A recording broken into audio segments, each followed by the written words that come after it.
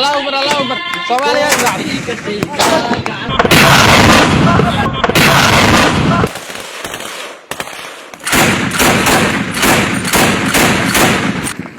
عبد الله المخرج جوهايا وادي لحي يا آدم الله هيا ندير يا وادي دناي ودنيا مدد الكيو أروك دار العالم عوارة أنت البطل تني سمايو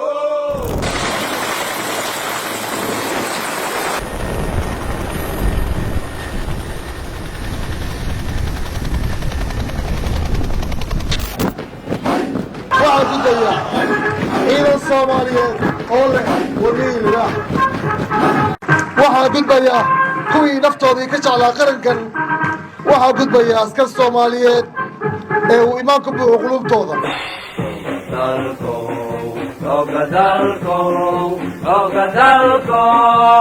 ملك سجونا إيركا دولكا بدا سحراء بيقريكا لما ديانك مركزي ملكستا waxaad tihiin tiirka amniga calanka iyo karaamada ummadda xooggii dalkeennow iyo jamalihidiin cadow idinla tartami karana ma jiro ciidanka xoogga dalka waa iftiin iyo awood maalin walbana waa maalinta geesiyaasha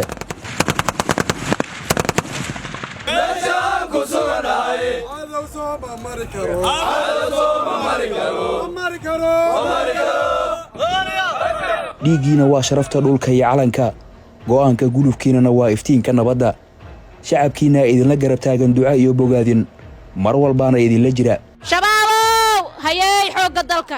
shabaabow hayay xoogga dalka waa kana geesiyaasha difaaca ummadda iyo sharafka qaranka weli waa u heegan hiilka shacabkooda waana isla kuwii shalay badbaadiyaasha u ahaa shacabka maanta iyo berina ah halyeeyada taariikhgalka u diyaarsan ciidamadeennu ma jabaan mana niyad liicaan dhul kastaa cadowgaa jirana jarmaada u qolan ogaal ayaan u nahay ciidankeenna xoogga dalka Soomaaliyeed inay yihiin usahamiyaasha koowaad nolosha suuban jiilka maanta kacaya ee rajada kale ku noolaashaha dal Soomaaliyeed oo nabad ah isku filan una bad qaba dhan kasta laguna korin karo nolosha dadkiisa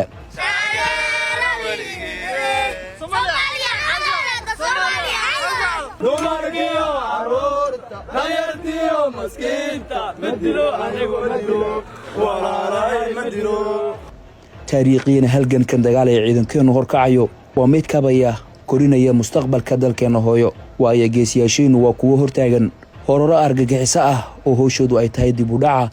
dhibaatayta shacabka iyo ka dhiigmeeridda haliyey kastoo u kaca bulshadeena waayo dhowrala daaladhacaysa kasoo kabashada burburka qarannimo nimankan cadowga ah waa niman alla tubtiisa ka leexday waay xeradii islaamkay ka baxeen waa sababta khawaarij loo yiri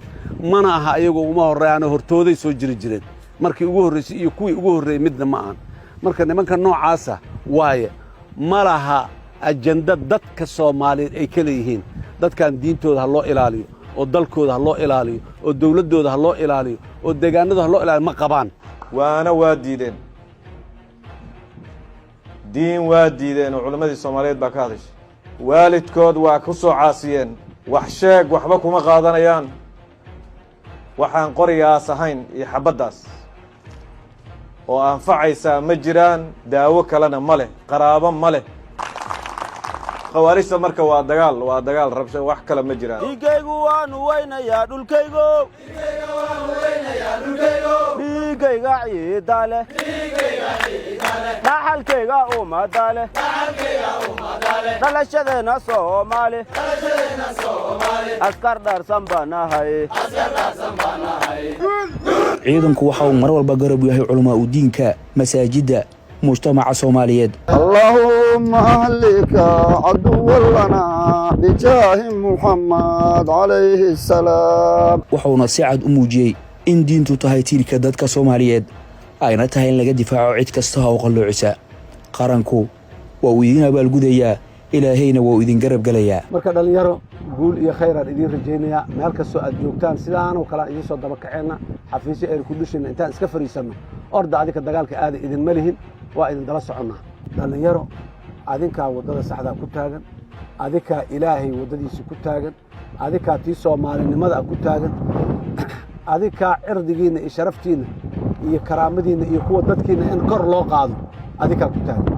waxa aad ku taagan tihiin boqolkiiba boqol wixii saxda ahay waay wixii saxda ahay oo alla raalli ka ahay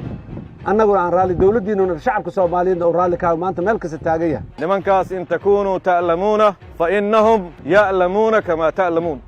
way xanuunsanayaan kamaa ta'lamuuna sidaad u xanuunsanaysiin oo kale ayaa khasaare iyo loosiyo ayuu ayagana soo gaarayaa watarjuuna min allaahi maa laa yarjuun halkaas way meesha lagu kala baxayo waxaad ilaahay ka rajaynaysiin janno laakiin iyagu kama rajaynayaan oo waa nimankaas khawaarijta culummadu sheegtay ahlu naarka kuwooda ugu waaweynna yihiin oo nebigu yidhi tuubaa liman qatalahum waxaa liibaanay qofkii dila ama ay dilaan oo ahlu janno waay nimanka marka sidaasa waa dabayshadeen ciidankaanna wuxuu mudan yahay maanta sidaas aan sheegnay insha allah in uu ku dallaco sugnaantiis ciidan sida la sheegay alsamcu waaltaaca waathabaat waay waxaan rabnaa dagaalka aan ku jirno mid geesinimo iyo go'aan leh inuu noqdo waxaan rabnaa xubin kastoo naga midu tallaabta meesha ay dhigto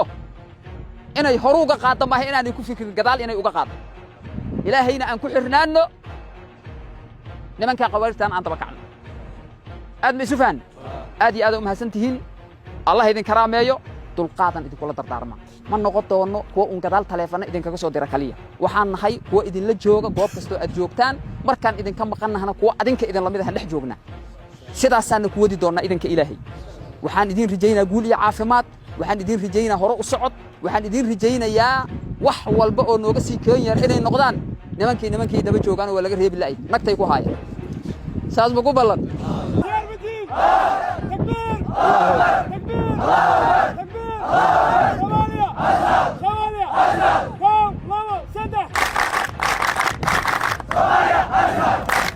ما شاء الله guulaysta adinkana insha allahu tacaala soomaaliyana waa israacay ficilka isku raaci lahaydna waa ku jirtaan afkana waa ka dhahdeen qalbigana waa idinkugu jirtaa ficilkana waa ku daraynaa haddii alla yidhahdo soomaaliya waa israacay waa midoobay insha allahu tacaala dawlad xoog badan oo dalkan uu yaqaana gobolkan geeska afrika iyo afrikana waa laga yaqaan dalkan taariikha uu leeyahay weliba militariga soomaaliya magac uu leeyahay